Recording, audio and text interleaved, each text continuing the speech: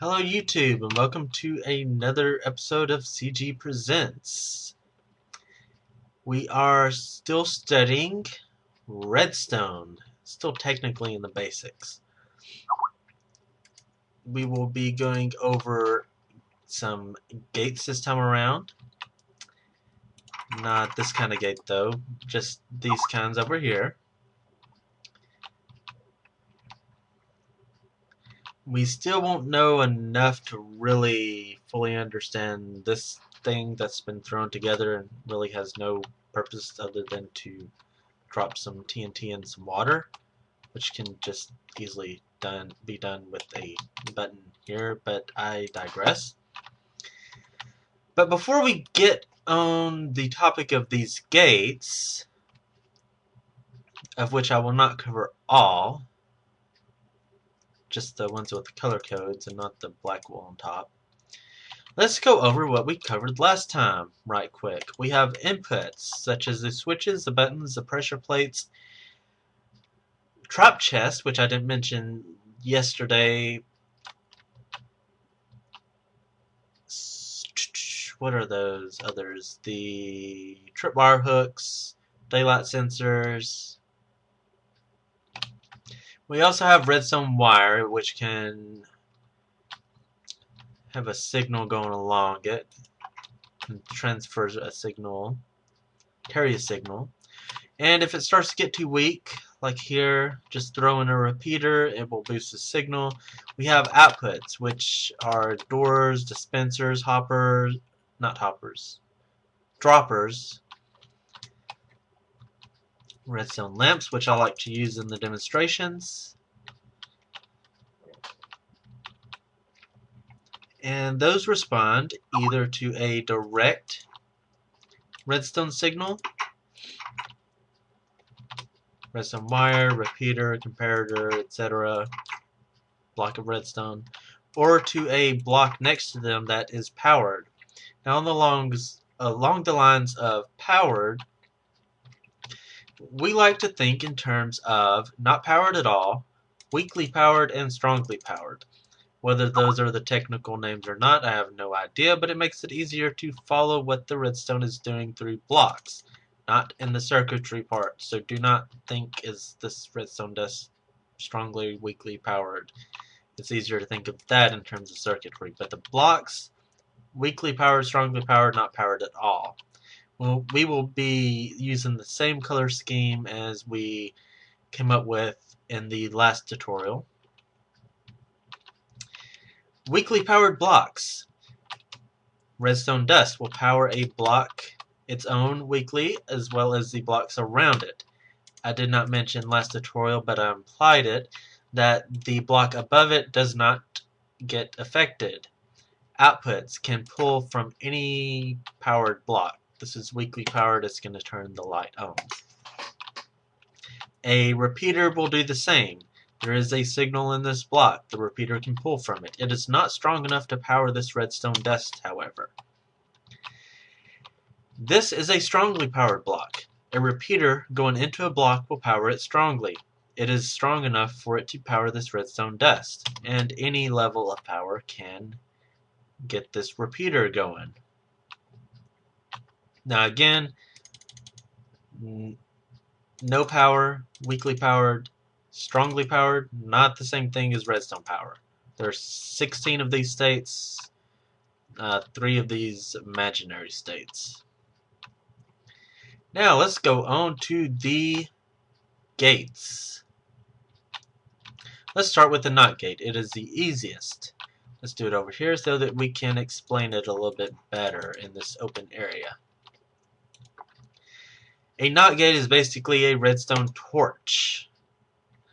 I did mention last tutorial, I believe, that you can use a redstone torch as a power source, but I advised against it because if you have a redstone signal going into the block its own, it's going to turn off, and that can be done accidentally very easily. So, a redstone torch is basically what a NOT gate is. It is the opposite of whatever the input is. So this is on, that is off. This is off, that is on. And it does not necessarily have to be a strongly powered block. It can be any level of that stuff. So as long as the block its own is powered in some way or another, it works. The block above it is strongly powered, which means that we can throw a piece of redstone right here and it gets powered. Really handy. Also on top, 2 NOT gates in a row cancel each other out, since it basically means the opposite, and the opposite of the opposite is whatever you started with. So if you will watch this redstone torch up here, I'll put some redstone dust down here, and it will be the same. They're both on, they're both off. I don't know if I have the frame rate set high enough to tell that there's a very, very slight delay. I believe it'd be something like 0.2 milliseconds unless I'm mistaken. I mean 0.2 seconds. I don't know off the top of my head. Usually when working with timing, I do trial and error. But there's a delay. And so may as well use a piece of redstone dust there, since they both cancel each other out, and so it makes it kind of pointless unless you're going for a delay. Oops. But this makes it very handy for that light switch example in your house. You turn this down, and like in my gosh, I'm trying to point at my light switch in my room and it's not in the game, so y'all can't see it. But when it's down, the light is off. When it's up, the light is on. So just throw a NOT gate in there and it does that. It's awesome. Now for the OR gate. And we'll go over here for an example. I did that one in a complicated manner, but there is a point to that, which I will cover. You can just have 2 inputs, slap some redstone dust on it, and you have yourself an OR gate. If either of these is on, or if both of them are on, then it's going to power this. That's what an OR gate is. The only problem is, what if I want this switch? What if I want like a thing where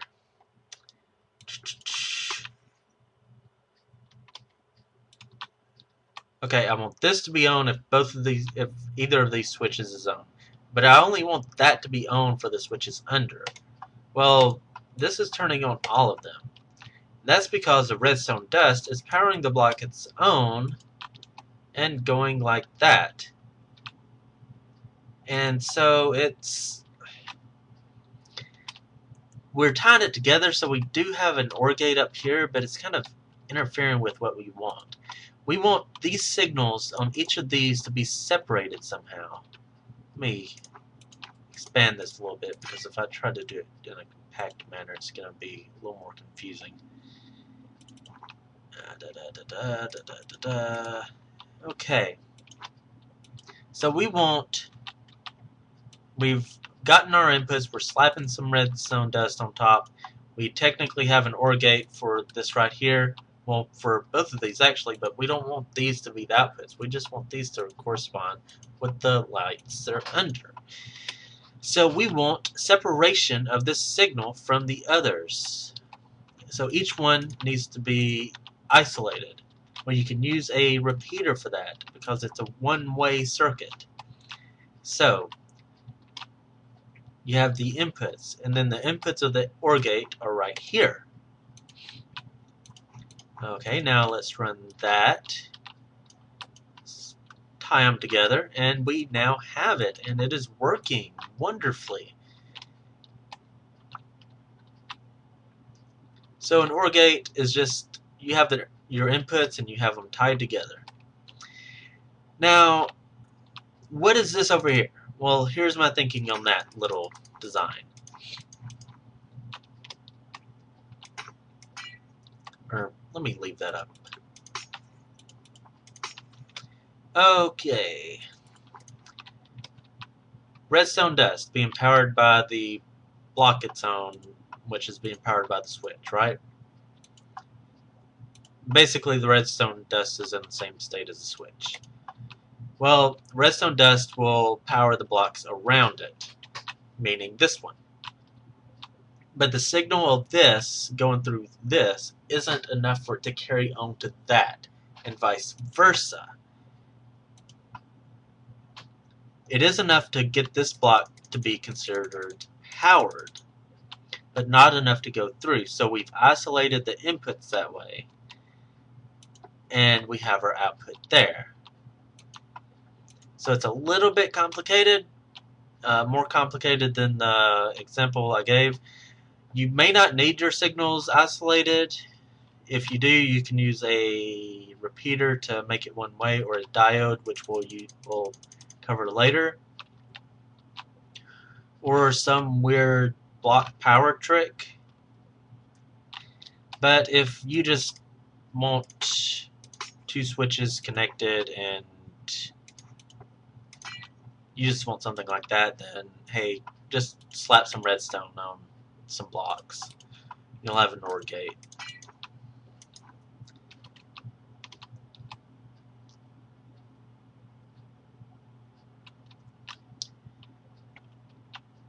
Now a NOR gate, any of these with an N in them, take the N off and they're the opposite of whatever's left, with the exception of this, because I don't think there's such thing as an OT gate. If there were, it would probably be this, which is basically a non-existing gate. It pretty much mirrors that.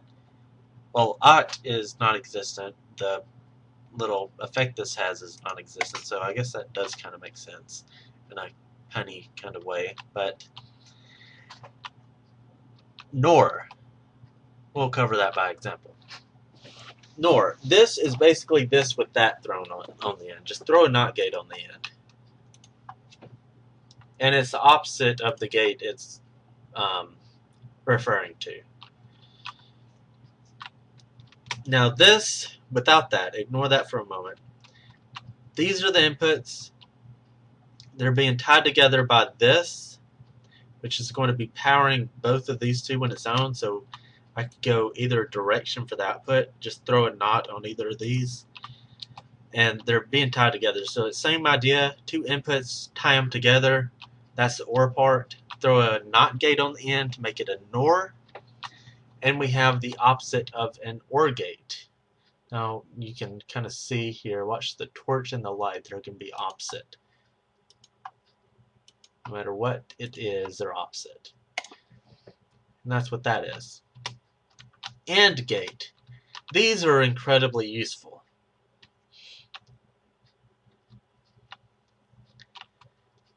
Basically, if both of these is on, or if both of these are on, then it's going to turn on. If either of them is off, it's going to turn off.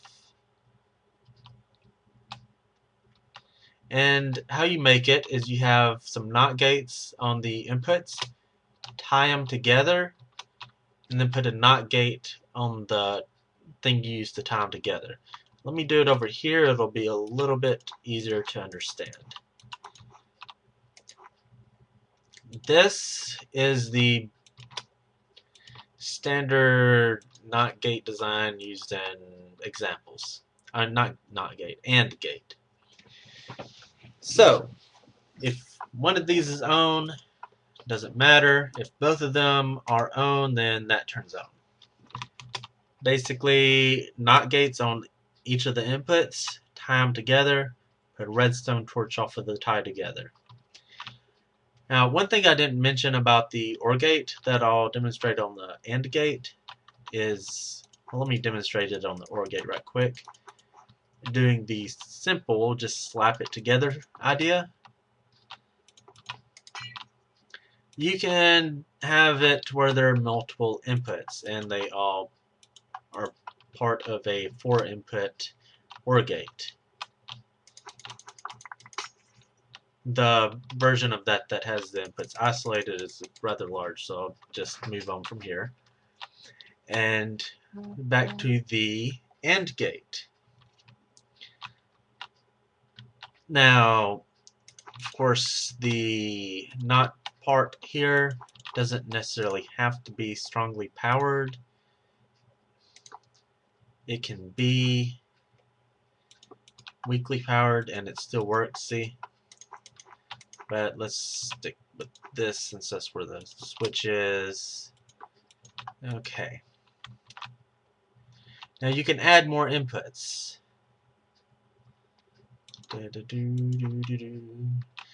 But not like this, because even though these two are tied together and are making an AND gate there, these two are not tied together.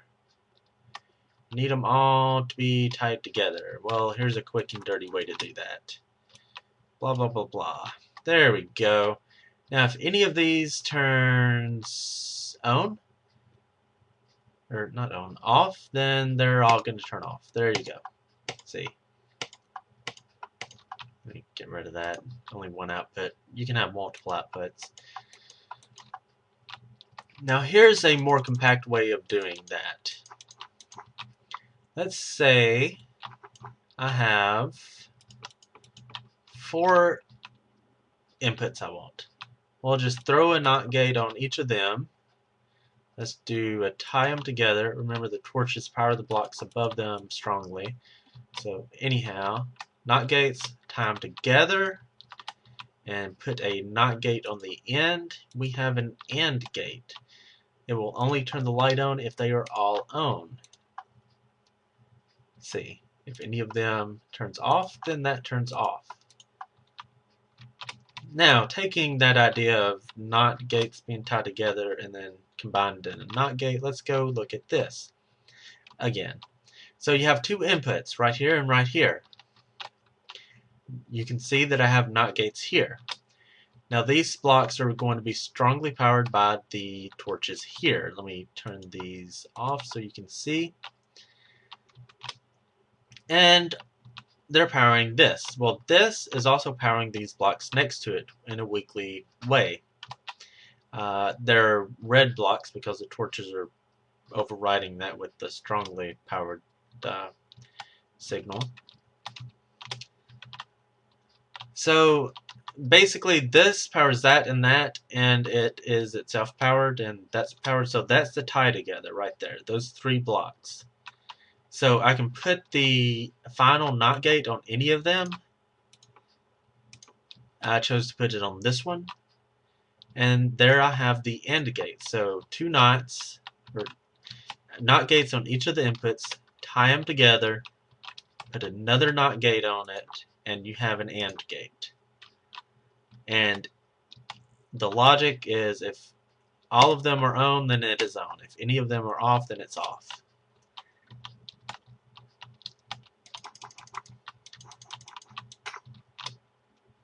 If you want the actual math behind it, then you might have to do more research. I'm not going to go into the whole why the NOT gates do it that way. I'd need a piece of paper to draw out all the tables and stuff.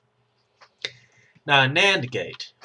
Remember to do the end part of these. You just add a NOT gate. Well, you may notice I didn't do that on this one. That's because 2 NOT gates make well, not an OT gate, but no gate at all, which we demonstrated when we were on the NOT gate. 2 NOT gates cancel each other out, and so I just took the NOT gate off. So to make the end part, you can either add a NOT gate or just take the final NOT gate off if it has a final NOT gate. So I took that off. So that's the end. I took that off, and these 2 blocks, or these blocks, were the ones tied together. But I just took this signal and I just brought the signal up above the NAND, or above to where the output is, So it's basically the same thing as that, just without the NOT gate at the end. XOR. These are incredibly useful in computer programming, especially the low-level stuff. It is a very quick way to set a piece of memory to 0, because if they are different, then it goes to own and something like that. If they're... Okay, I haven't programmed in a low-level language in quite a while, so that was a quick fail there. But no worries, because we're not really going to be covering the XOR. In Minecraft, they are overly complicated. I got this design from, let me see, the URL is minecraft.gamepedia.com. I made a few alterations because I wanted the output to come back around this way instead of going off that way. But it's basically the same design as what they have on there. If you need an XOR gate, it's easy to just look them up online. The logic behind it, if these two are different, then it is on. If they're the same, then it is off.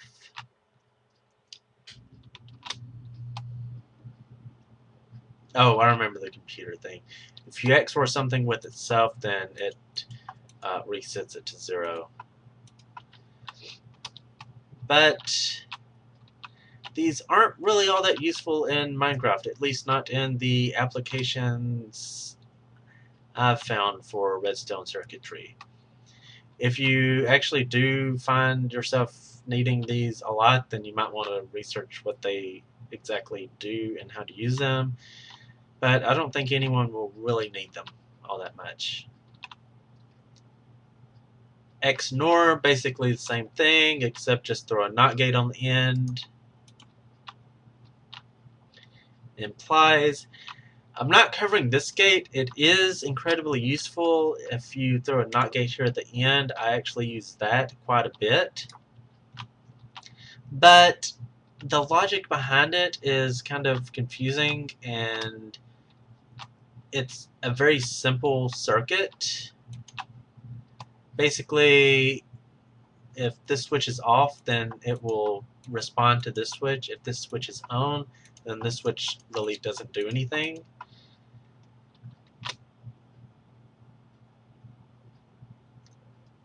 If you need something like this, you'll probably make it without even realizing that you've made an implies gate. And the logic behind the implies isn't as simple as it is for the NOT or and gates, so I'm just going to skip over this. You'll make it if you need it, and you won't ever realize that you've made it. Diode. Diode is basically a one-way circuit. This can power both of these two lights. It goes that way. This, however, can only power this one. It can't go back this way. Now, let me cover a different type of diode that you are familiar with.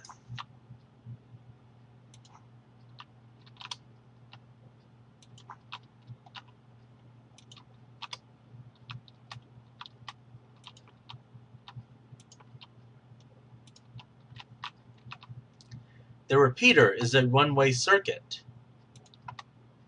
Let me do this. Put some redstone dust up there.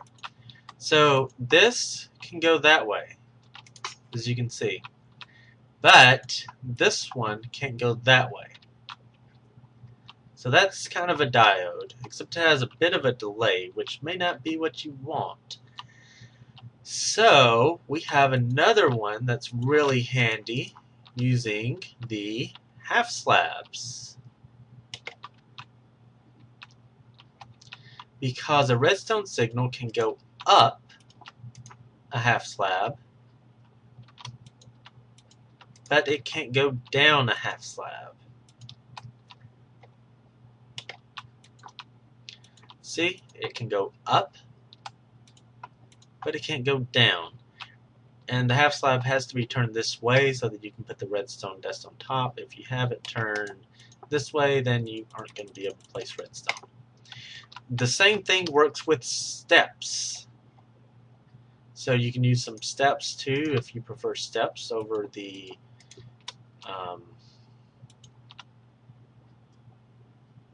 half slab things. Another interesting feature of half slabs is they're a transparent block. Now this means several things.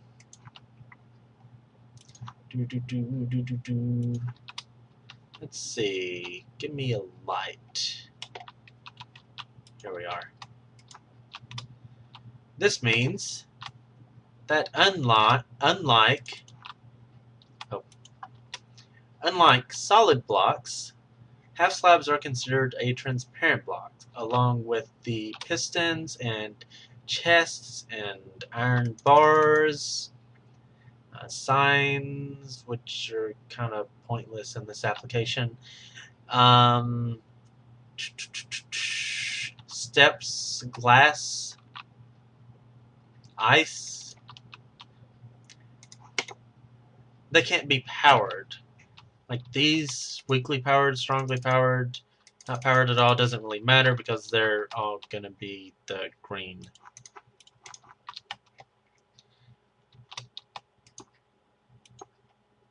See, even like that, nothing at all. But that does give us something kind of interesting, because, okay, so they don't block, they don't carry redstone power. They don't interfere at all in redstone, really, except for that whole upwards trick, which I think is more property of redstone than of the half slab.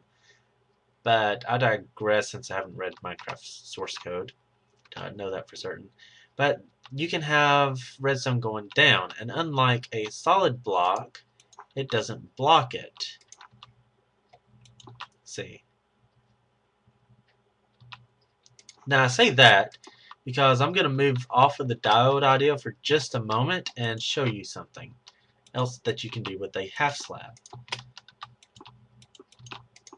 You can have vertical transmission of power in a 2x1 space.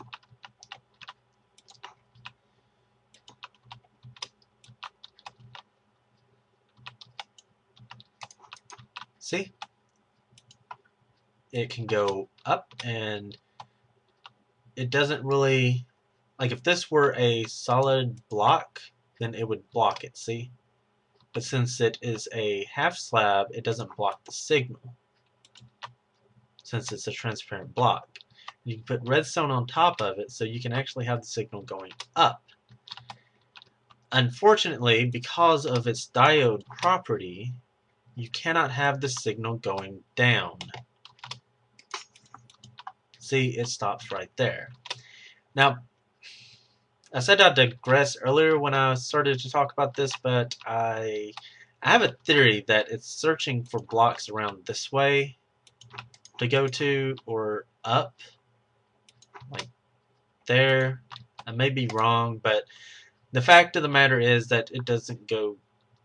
Well, no, my theory would be wrong, wouldn't it? So, yeah, I should have kept my mouth shut, because it. But the thing that matters is with the half slab, it doesn't go down. It just goes up. And so you can use that trick to make a diode, which is a one-way power device, similar to the repeater, except without the delay. And that's it for this tutorial. A quick recap: we went over the inputs, the transmission of power, boosting power, the outputs, no power in a block, weak power, so that it can't power that, but outputs and repeaters and other things like that can still pull power from the block. We went through strongly powered, which means it can power that. That was the recap of last episode that I did at the beginning. We went over the gates next, such as the NOT gate, and the fact that two of them in a row, well, they cancel each other out. NOT gate is basically a torch, which can be on a strongly powered block or a weakly powered block. It doesn't really matter. It does the same thing as long as it's powered. We went over an OR gate. This is an example where the inputs are separated and so do not interfere with each other. But basically, all you have to do is tie the inputs together in some way. We went over the NOR gate, which is basically adding a redstone torch to the output of the OR gate. We went over the AND gate, which is on only if all of the inputs are on. To achieve this, you just put NOT gates on each of the inputs, you tie them together, and you put a NOT gate on the tie together part. A NAND gate is the same thing as a NOT gate, except you can either add a NOR gate to make it the opposite, or you can take this OR gate out and just run the wire across it instead. A NAND gate is the opposite of an AND gate. Other than the final output thing, it's the same thing. You see,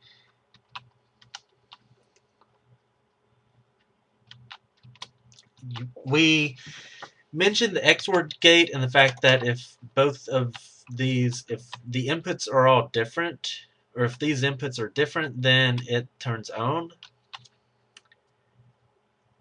But they're too complicated to remember, especially since there aren't very many applications for them, and you can just look them up on a website if you really need one.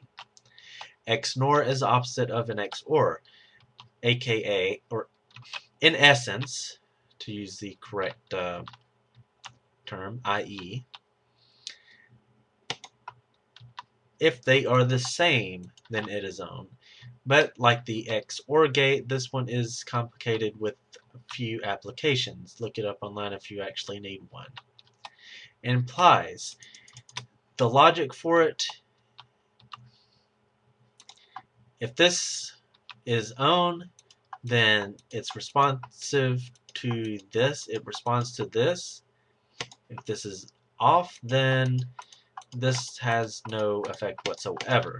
An implies gate you don't really have to memorize or even know exists because the circuitry is much simpler than the logic behind it. I've seen many people make implies gates without even realizing that they are implies gates. If you need it, you'll make it. You won't ever realize that you made it. A diode, a repeater, is an example of this. It is one way. It lets the signal travel one way. However, it cannot go back the opposite direction. This is like a repeater in that respect. However, this does not have a delay like a repeater, which makes it awesome. Next time around, we will be covering pistons. This time around, we learned a little bit more. We don't know a ton. We know that's a NOT gate. We know that the signal wraps around this way, or actually cuts off here, but for right now it's on. Well, torch is powering that anyway, so. And then it goes up and hits another NOT gate. We know that two NOT gates cancel each other out, so this is basically the same thing as just putting a button here and pressing it. Yeah, so it's just overly complicated, which we have learned enough of to realize at this point, but we still don't know what is keeping these pistons up. We have a general guess about it, but to really understand it, we've got to go to the next lesson. Then at the end of it, I'll explain this in detail or something like that. So be sure to tune in next time because the pistons are awesome devices which people should understand more because they are so awesome and fun to use. That will be in the next episode, which will come out. It might be this week, it might be next week. This series is supposed to be weekly. I'm doing it a little more quickly than that to start off to get things going. But we'll see when the next one comes out.